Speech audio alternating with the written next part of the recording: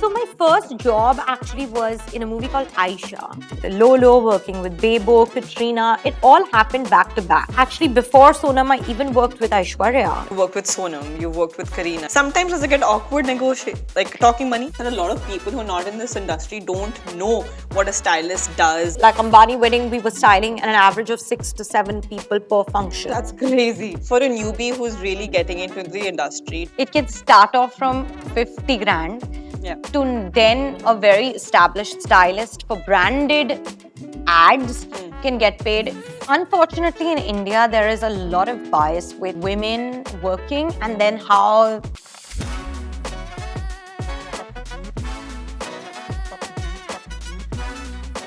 Hi, I'm Sahiba Bali and this is Girl Boss, a show where we decode how successful women have gone from 0 to 1. And today's guest, guys, she's one of the most stylish girl bosses out there. She has styled the biggest Bollywood celebrities. She has been in the industry for 15 years. She's also ventured into weddings and fashion.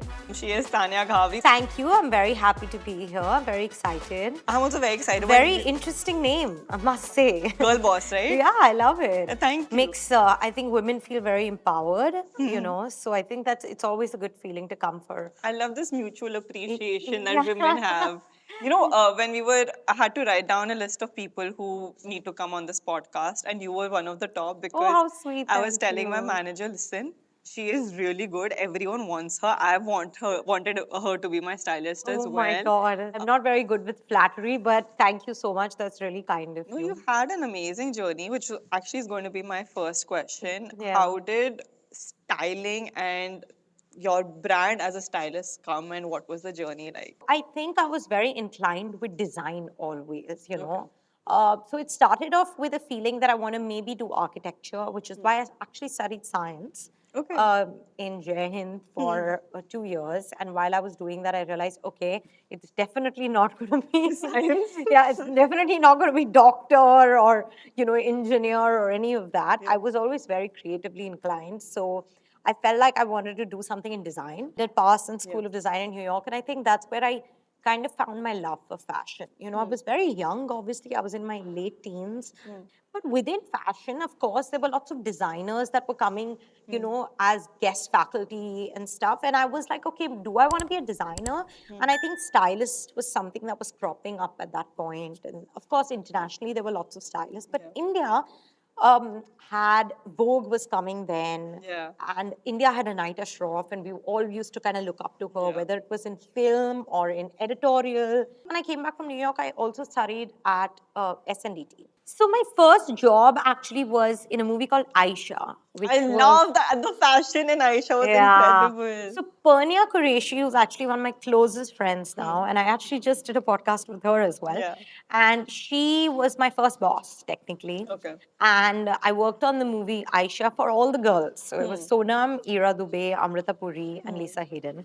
And everyone has a very distinct character, and we had to style all of them. It's basically Clueless, right? Made in India. But fashion kind of collaborated with film for the first time, I felt, on celluloid, you know. And of course, like before that, there was a lot of costume design that was happening. But styling in film, I feel like that film really brought it on the surface. Actually, I remember growing up, I would see names like Akki Nirula or like, obviously Anita was there, Rohit Bal, who would always be these pivotal figures who would do costume or would style the heroes and everything. But I think you're right, Aisha was the one that kind of changed the narrative a bit. Yeah, I think I would have to say, you know, of course, Pernia did an incredible job in Aisha. Anita has done an incredible job in the films that she has styled.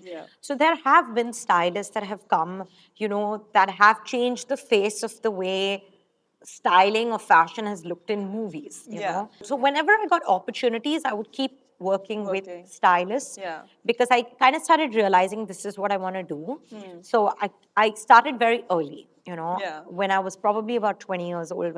Is this how a stylist, like a beginner, gets into the industry? Like, try to be assistant to other stylists? You have to assist somebody, 100%. You know, of course, you can go study and stuff, but it's very important to assist someone to get the knack of like how the industry works, how sourcing works, how returns work, how is it to be on shoot, how many hours you need to be on shoot, how do fittings work, you know. Understanding the technicalities of how working in fashion is. Yeah, you know? no, fair. Yeah. And what was that one big project you think that was the pivotal from Tanya being someone who's breaking into industry to Tanya being the stylist that everyone knows? After I finished working on Aisha, Purnia actually kind of was between Delhi and Bombay. And, as kind as she is, she was like, why don't you style Sonam, And Sonam was like, why don't you start working with me personally? Yeah. And at that point, and I think till today, Sonam is considered such an icon when it comes to fashion. True, yeah. That working with her was a turning point for me for sure, because people were looking at what she's wearing, and in turn, people were judging or looking at what the work that I was doing with her. Yeah. So I got a very big opportunity very early on, thanks to her, and I think a lot of other stuff happened after that. Whether it was working with Lolo, working with Bebo, Katrina, it all happened back to back then. Yeah. Actually, before Sonam, I even worked with Aishwarya. Oh, I Back didn't know in you the had day. And a lot of people who are not in this industry don't know what a stylist does and Yeah, how yeah, of everything course. works. So, do you want to break it down as in how the entire organization of it works? Wow. Okay. I'm going to try and sum it up as easily as possible in Yeah. layman's terms. There are lots of sections in styling. There's red carpet styling. There's press junkets, which is basically press interviews and Your promotions your and promotions stuff. basically. Yeah. Then there is personal styling, which is say the Ambani wedding was like a Right. personal event that celebrities went for. And then there are branded ads. So there are lots of all avenues. these different avenues in styling, and a stylist kind of works with all these avenues, right? And of course, today there's digital as well. So you kind of become like the brand as well, and you're doing master classes and whatever. So Yeah. that's another avenue as well. And then, so if I'm going to explain to you maybe just red carpet, because otherwise we'll have to go in, it'll be like a master class. Yeah, fair. So where an actor will call you, they will tell you, okay, this is the red carpet, this is the event, this is when the event is, this is the time of the day when the event is. Then you will go back to the actor telling them this is what you feel you should wear. You could create a mood board, you could create a PDF, you could send them WhatsApp images of what you think, or Instagram DM them images of what you think. They select pieces, you get in touch with the designer, either on Instagram or you write to them on their, on their press contacts. One designer, you reach out to a lot of You people. reach out to a bunch of designers. You Right. could reach out to 100 designers, the ones that you are appreciative of their new collections or their work, and then they come back to you with lookbooks. You select pieces, you run it by the actor. It's a collaborative thing. So the actor could be like, listen, I'm not feeling this so much. What do you think of this one? Sometimes the actor may send you something and then you style that look, Right. and then you call for the pieces. Designers send pieces to India. And then we try those pieces on actors. We do a fitting with multiple pieces. So it could be 10, 15 pieces that you're trying on the actor. Yeah. You select any one piece that works, you alter that piece to the actor size temporarily. And then once that's decided, you decide what the hair and makeup is with the hair and makeup team. Oh, nice. You run it by the photographer saying this is what the actor is wearing. Yeah. Then on the day the actor gets ready, you're always there when the actor gets ready. Then you do the pictures and then they go for the red carpet. Right. And then you finally, when the red carpet is over, and of course you have to decide jewelry, shoes, clothes, bags, everything, the whole Right. look. Like Ambani wedding, we were styling an average of 6 to 7 people per function. That's crazy. And then you obviously how it works is that the actor wears the designer's outfits. They tag them on Instagram, or we tag them on Instagram, and then that's how they get press. And then we send the pieces back. So if you had to rate how much percentage of money comes from which, because like you said red carpet, films, production, brand, how would you rate it? See, I'm somewhere between 1 and 1.1 million. So for me, actually, it's the maximum of my revenue is coming from the social media collaborations I do and the branded deals that I do for actors, which is the brand and the ad shoots. Give me an So I example. would say 30% is my social media collaborations, maybe 30%. 30, maybe about 40% or 50% more is the branded deals, and the rest that's left is all the other stuff. Oh. Yeah. Because of that, do you spend more time concentrating on the branded stuff? I think it's like a trade-off, right? When you're working with actors, when you're doing personal events and red carpets, I love it, right? So even though I may not get paid as much for it, it's something that it's like if you do a good job in that, then it's when they call you for the branded deals. And Fair, okay. it's, yeah, so it's kind of like a, it's an It goes hand in understanding. hand. Yeah, it goes hand in hand. It's an understanding. And the good thing is that I enjoy it as well. Of course, a part of my revenue is also coming from Dhoom Dhaam because I started that company with Ashi Dua, who's my partner. And so there's that revenue stream as well. Talk me through how Dhoom Dhaam works, and I'm sure a lot of people. I mean, it's a trunk show, Yeah. and you're expanding. So how does Correct. that work? So basically, how it works is that we decide what dates are the best in the year. We do it in Bombay, Delhi, Hyderabad, Dubai. We decide which the venue is going to be. We decide, how many designers we're going to take. And then once we decide that, we kind of put it out on Dhoom Dhaam and on my page. And it's kind of like a sort of announcement. And then designers get in touch with us. They send us their lookbooks, and we go through an editing process of like which designers we like and which, because there is a certain amount of a capacity, right? It's kind of like I want Dhoom Dhaam to be like a day out. You want to go with your friends, you want to go with your mom, you want to go with your family. You want to have fun, you want to look around. You may not shop, but it just needs to be a joyful day. Yeah.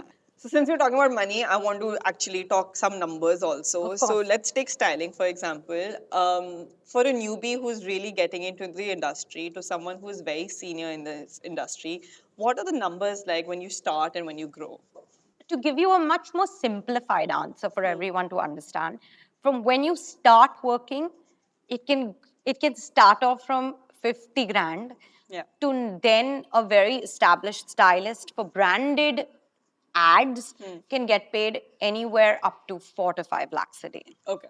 So it changes, but of course you have a base rate. If you've been around for 15 years or 10 years, someone like me or someone like whoever the established stylists are. But when you start off, you can go from 50 to 1, then maybe 2 years later you'll make it to 1.5, Right. and then you make it to 2, and yeah. you grow eventually. Do you remember your first paycheck? Yeah, of course. I think it was like 20,000 or 25,000 at the end of the month. What is your relationship with money? Do you, like, growing up, were you a saver? Currently, are you a splurger, save? How I've do you handle money? always been a bit of a saver, actually, from the beginning. I love to spend money on travel.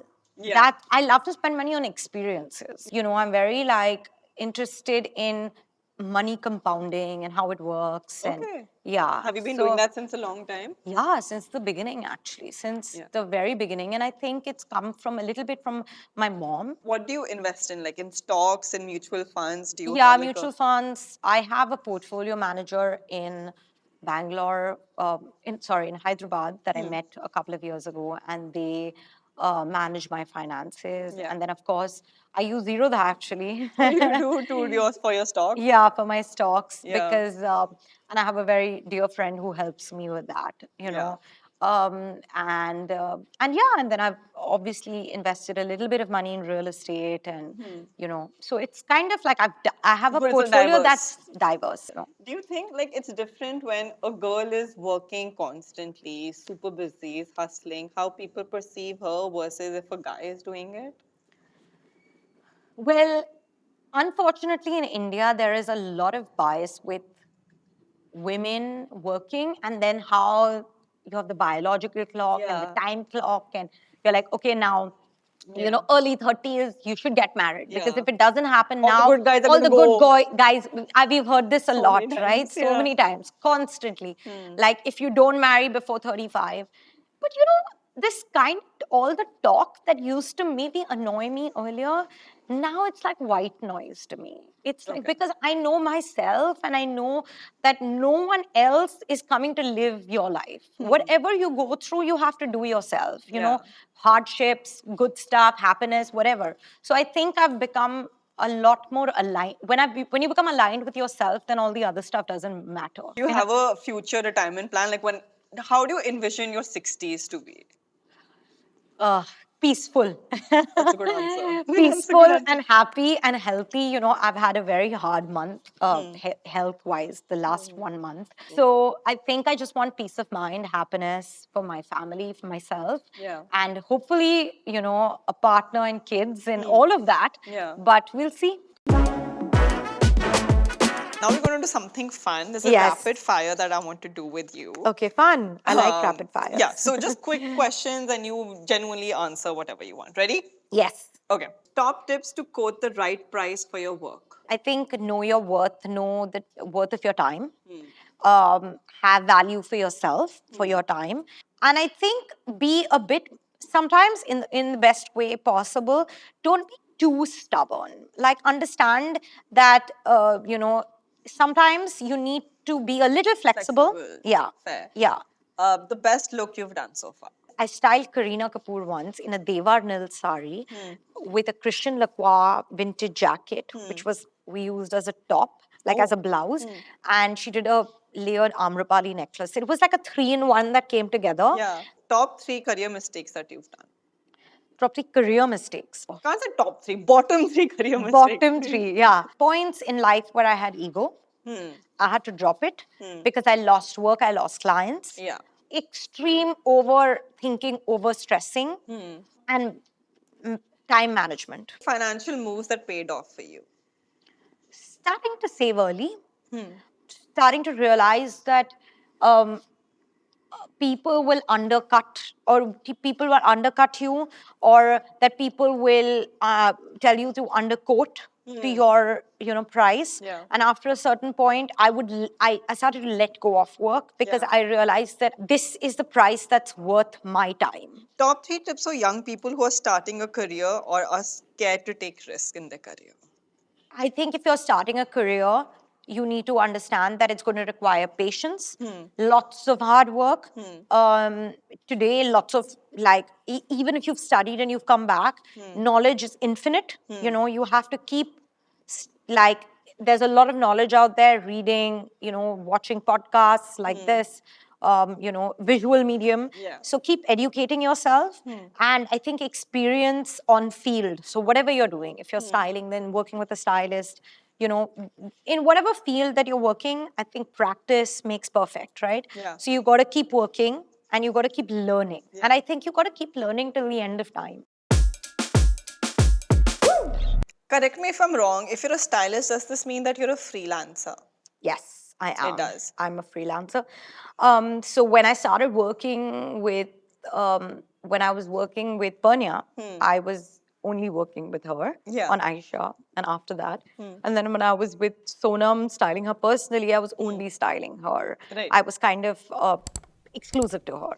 But after that, I've been a freelancer. When you ask for your fee, do you think it changes with the time you put or the time you're in? Like, for example, COVID was... 100%. A stylist gets paid per hour in ad shoots. Oh. So a stylist will get paid for an 8-hour shift. I did not know that. Yeah. A stylist gets paid for an 8-hour shift or a 12-hour shift, which is a 1.5 shift. Or it's a 2 shift, which is a 16-hour shift, which barely ever happens. Then it's 2 days. That's on brand ad shoots. Or on like events, it's different. When you're working on a promotion, you get paid per day or per look. I'm not only getting paid because of my brand, I'm also getting paid because of the 17 years of experience behind Exactly. me, Yeah. And when it comes to like relationships, I'm talking about working with people who you know and are friends with. Say you work with Sonam, you work with Kareena, and now you know them personally. Sometimes does it get awkward like talking money? We never talk money with the actor. Till today, I've never with the spoken money. management. It's always with the management. It's always with the brands. It's never with the actor. My relationship with every actor I work with is only creative. It's Right. personal, it's a friendship, it's everything else. It's never money because that kind of can hinder the relationship a little bit. And I don't want that to happen. I want the relationship to be about a creative collaboration, Yeah, fair. and the money talk can happen with the other people. Yeah. So the fill in the blank question. According to you, a girl boss is dash. Wow. Okay. I think a girl boss is confident, self-assured, hardworking, Yeah. and just happy. And I hope our viewers felt that way too. Let us know who you want to see next on our podcast. I hope you enjoyed this one. It was one of my favorites. Till then, please subscribe, like, comment to 01 by 0.